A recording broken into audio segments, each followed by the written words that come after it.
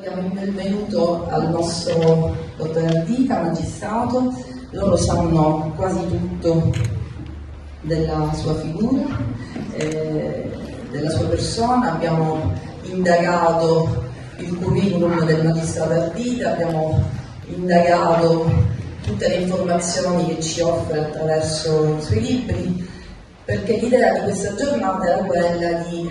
un confronto. Anche quando ci siamo sentiti, l'idea è partiamo dalle loro domande e così,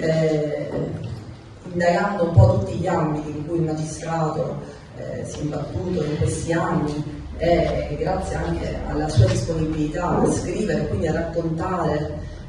al suo impegno per condividere le esperienze che ha avuto, i ragazzi sono stati molto stimolati anche a produrre domande, erano così tante, cioè abbiamo circa 80 domande, quindi poi le abbiamo dovute un po' selezionare. Io ringrazio veramente per la sua presenza, non è la prima volta che viene al Boggiolera, qualche anno fa voi non c'eravate, ma abbiamo messo una pietra d'inciampo davanti alla scuola, c'era anche il magistrato qui e abbiamo fatto una bellissima giornata di condivisione qui al Boggiolera e quindi ora ritorno essenzialmente per voi.